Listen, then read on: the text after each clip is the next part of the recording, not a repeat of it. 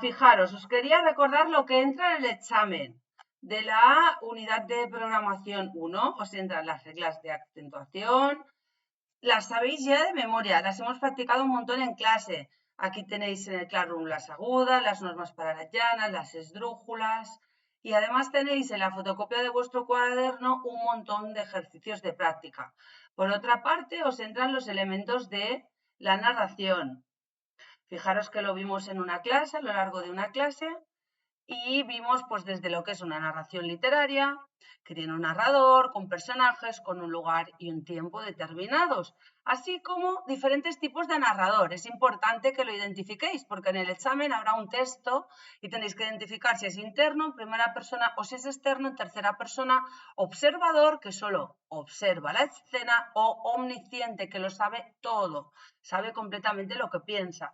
Hicimos algunas actividades en clase y también trabajamos los sinónimos y antónimos. Fijaros que aquí tenéis un recurso para que podáis aprender y yo os hice copiar la definición en el cuaderno. Esta de esta página web de Profe de Lengua. Los sinónimos son palabras que tienen un significado igual o semejante y los antónimos, por otra parte, son totalmente el contrario, ¿no? Empezar, pues sería un antónimo acabar. Así como pues un sinónimo de bella puede ser guapa, ¿no? Nos quedamos aquí y practicamos con el juego de tabú. ¿Os acordáis que os hacía definir? Además, hicimos algunos ejercicios en clase. ¿Qué os va a pasar? Pues vais a tener un texto en el examen y vais a tener que decir, dime un sinónimo de esta palabra, dime un antónimo de esta otra. Por otra parte, a lo largo del temario hemos hecho un poco de teoría en referencia a las lenguas de España, la diversidad, la convivencia. Hemos visto qué es una lengua, qué es un dialecto. Una lengua tenemos que tener claro que es un sistema de comunicación propio de un grupo humano con reglas gramaticales establecidas, mientras que un dialecto o variante es una variante geográfica de una lengua con diferencias en pronunciación o vocabulario. Un dialecto no tiene por qué tener una literatura propia, en cambio, una lengua sí.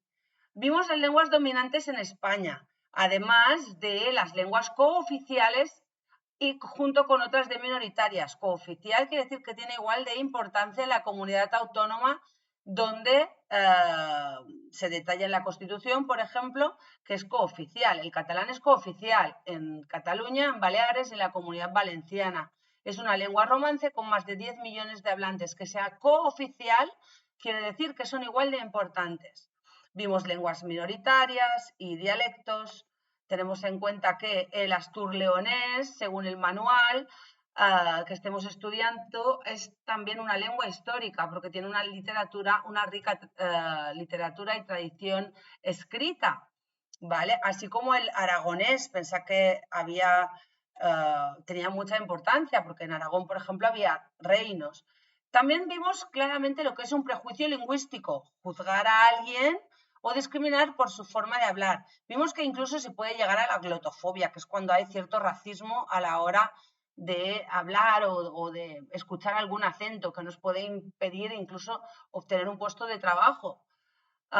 Si no cambiamos el acento, pues por ejemplo de un andaluz, no se cambia el acento al hablar ahora para hablar igual en televisión como periodista, tienen que cambiar el acento. Vimos el concepto del bilingüismo. Y también vimos la diglosia. Igual el bilingüismo lo tenéis más claro, que sería el uso habitual de las dos lenguas y ser competente en ambas, puede ser de manera desigual o no. Y por otra parte la diglosia, que es la convivencia desigual entre las lenguas, cuando una tiene más importancia según ámbito de uso que otra. Conviven, pero una tiene más prestigio social. Es como, por ejemplo, si el catalán solo lo relego al ámbito educativo, entonces en vuestra vida igual tiene más importancia en el ámbito social, con amigos, en el patio, pues igual se vive una situación de diglosia. Pero en ese desequilibrio de poder las leyes están para proteger esas lenguas minoritarias. Vimos el mapa visual de las lenguas de España, 98% castellano, solo un 16% catalán, casi un 5, bueno, 5,4 gallego y el euskera un 1,4.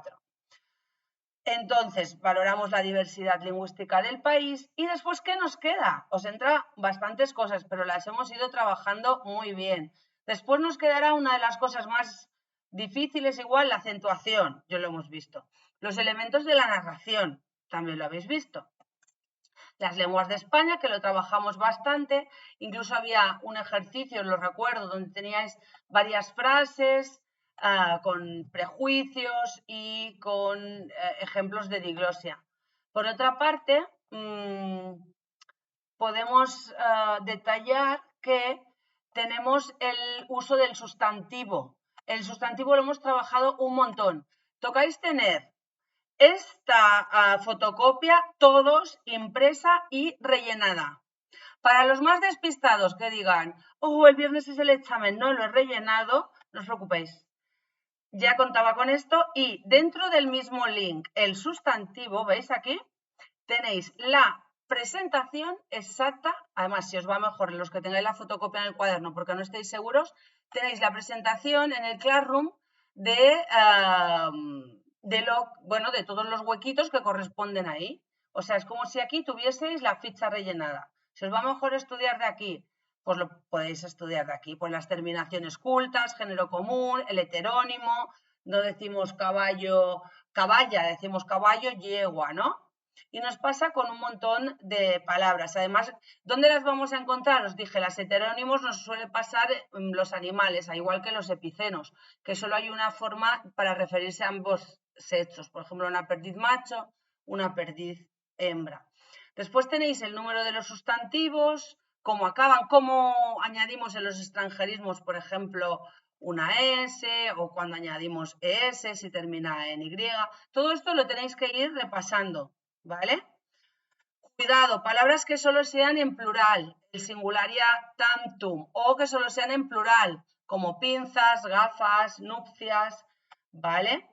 Y después las clases de sustantivos. Con esto os recuerdo que hemos jugado un montón. Hemos, aparte de hacer la clasificación, ejercicios de clasificación que teníais en la fotocopia, os recuerdo que es lo que trabajamos, ¿no? Si ya toca propio, pues tened en cuenta que en cambio, en abstracto, ¿vale? Tened en cuenta que también va de abstracto, elementos que no percibimos con los sentidos, ya paramos aquí. Solo vamos a poder decir si es contable o no contable elementos concretos.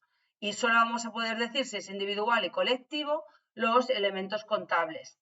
Dentro del Classroom, lo que pone sustantivo, fijaros que hay más cosas. La copia de los ejercicios y de los sustantivos, además del esquema. Con este esquema, este esquema concretamente os lo hice copiar en el cuaderno. Los que no lo tengáis copiado en el cuaderno, muy mal, ahora ya no hay vuelta atrás, el examen ya es esta semana. Tenéis que, perdonad, lo abrís, el sustantivo, esquema de los sustantivos y tenéis aquí el esquema de los sustantivos. Os recuerdo que con esto hicimos el juego ese que teníamos que decir C, A, C, ¿vale? Y aquí lo dejo. Espero que valoréis este contenido, que lo podáis visualizar y que os sirva de cara al examen, ¿vale? Un besito.